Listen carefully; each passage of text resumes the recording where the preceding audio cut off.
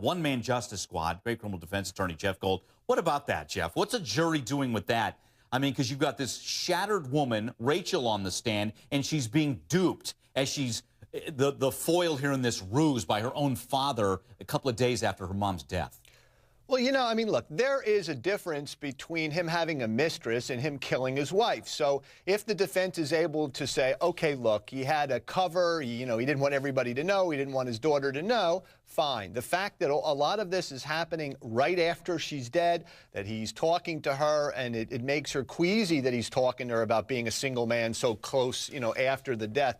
That testimony that we don't know if she's going to render or how she's going to address it when it comes to her telling her roommates, the mistress telling the roommates that she knows some ways to kill the wife. Well, those kinds of things are very salient. I mean, there's another mistress out there that says that the doctor told her he could kill somebody by giving him a shot of potassium and making it look like a heart attack. Well, when you add stuff like this together, it reminds you of a case, Drew Peterson, where a sergeant from Bolingbrook in Illinois was alleged to have killed his wife by having her drowned in a bathtub, and for many years it was ruled an accident. So here you have a case where for a year nothing happened too.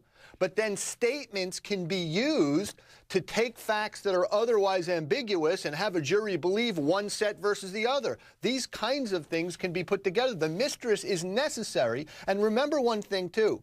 She's been convicted of fraud in this case for allegedly, well, not allegedly, she's convicted. She admittedly, right? She made a plea agreement for using the identity of a 16-year-old to cover up who she was, the 16-year-old daughter. So, look, this is a big mess. She needs to be put up there. If the jury understands a little bit of this, the state gets a little something out of her. Yeah. Martin MacNeill, bad guy, but is it enough? Or really, how far does it go to get a guilty verdict concerning the murder of his wife? All right, more coming up. Again, back with us, criminal defense attorney Jeff Gold. Let's talk about Rachel's testimony, specifically there. Is that a win for the prosecutor, that she gets that out there, that he should be distraught? Instead, when Gypsy's around, he's pretty happy. Mike, in essence, she's saying he was in love with her. He was goo-goo-eyed with her. When he saw her, he was happy. He hardly paid attention, or maybe he was just putting on an act as to the funeral otherwise. But when he saw her, he was in love. That's what the state's theory is, that he did this for love. He did this to get rid of the wife. There's this statement that maybe the victim said to her daughter, if anything ever happens to me, it's your dad. Okay, we've heard that before. Yep. Nicole Brown Simpson said that.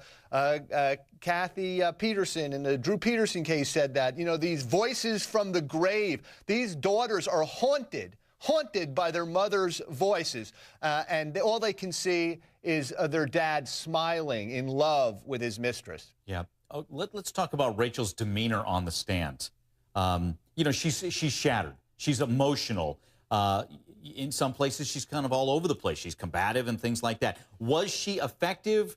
Do jurors, do they feel for her? Do they think she's erratic? What do you think, Jeff? I think they do feel for her. I think it's the best testimony for the state so far. Remember, this is a circumstantial case. They do not have the cause of death. That may be the end of the case, just like in Casey Anthony. Without that, you may have nothing. But this is how they're making their case, circumstantial. And when the daughter of a defendant gets on the stand and in essence says, my dad did it, you've got a good witness, because the children usually stand by the parents. There are a couple exceptions we talked about earlier, but when the child gets on the stand and picks one parent, the state has something to talk about. Yeah, because, early on in her testimony, I mean, she broke everybody's heart, I think, when she's talking about a relationship with her dad, and she's like, gosh, he was my best friend. And I think that was very authentic, sure. To the point, like, wait a minute, she loved him.